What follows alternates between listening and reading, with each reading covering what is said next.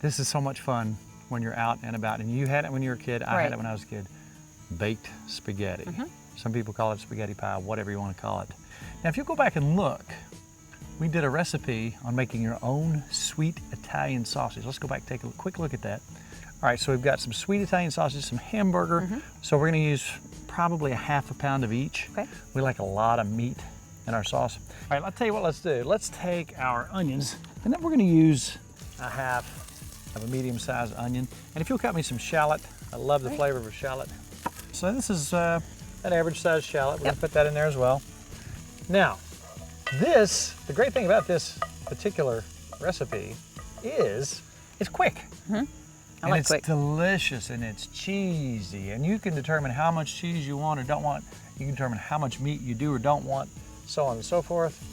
We have canned our own tomatoes, and I've put just, I'd say 2 tablespoons of dried Italian seasoning in there. Plus, went out on the back porch, and we got some fresh basil, and we got some fresh oregano, and if you will, Mrs. Farmer. Trying to get that Let's ready. chop those up and add that as well, because that's just gonna give us more wonderful fresh flavors.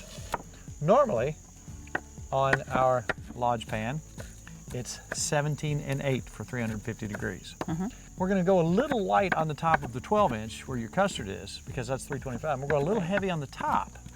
So normally, on your 10-inch, to get 350 degrees, it's 14 and 7. So keep that in mind. Keep your timing in mind. All right, now look at that. Is that not beautiful? It smells I'll good. tell you what we'll do. There's no law against us taking half of that sweet Italian sausage. Let's go ahead and cut that in half. I'm gonna throw that right in with the onions. Alrighty. And let's take some more of that, pop that in, because we do like our meat. Now remember, this is a 10-inch pan. So now, we're gonna let that go.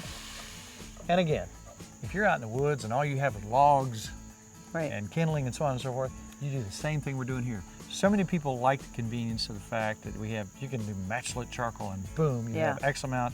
And we really do that for the simplicity. Sometimes, most of the time when we're out camping or cooking, we just have wood with us. Right. Okay, this is getting close, Mrs. Farmer. Right. So what we're gonna do, let's take our bed of spaghetti. Okay. I don't think we have to explain the part about boiling spaghetti. It's pretty easy. But that is our base. Now here's what we're gonna do. We're gonna add some butter, okay? While that's hot. Nikki, if you'll break those, let's beat those 2 eggs. Okay. I'm gonna go ahead and plop that in there to thicken that up. And while we're doing that, we're gonna take some Parmesan cheese. You go ahead and put those eggs in. You want there. the eggs in? Yep. All right. This is gonna be our base, our nest, if you will. So look at what we got here. So that thickens that up. Okay. And so that egg's gonna firm up a little bit.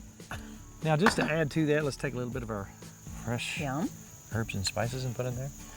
All right, now we're gonna take our ricotta. Okay. And we're gonna put right on top of there. Now I'm saying about a cup. You just want little clumps? Let's just make spread it out as evenly as you can. So look what we got going here. That looks good already. So now what we're gonna do, we're gonna add our canned tomatoes. Let's put a little sauce in there too. All right. We're gonna go about, I don't know, ½ a cup of sauce. Now, to make this more beautiful, more wonderful, we'll take some more of our fresh basil and oregano. I like that. You know, I really like a lot of taste. You can make your own basil pesto, and we've showed you how to do that. I'm gonna put that in there just to intensify the flavors. Okay, now Mrs. Farmer, if you don't mind helping me take some of this sauce and pour right directly into this pan. Now what are we gonna do? Oh, what do you think about some more cheese? And some mozzarella? So now, I'm gonna really go crazy on the mozzarella. Good, I like mozzarella. Now we're gonna take as much mozzarella as you want. I'm saying there's a lot of mozzarella. I'm gonna take some more Parmesan, just to top this off, because we can. Nobody said we couldn't. And what tiny little bit of our precious basil and oregano we've got right here, we're just gonna sprinkle that over the top, just like that. All right, oh, look what we got going on, Mrs. Farmer. I can't wait. What do you think? I think we need to eat it. Let's grab a top. Okay. When we're done with this, we take the coals out and put them on top for further use. So isn't that great?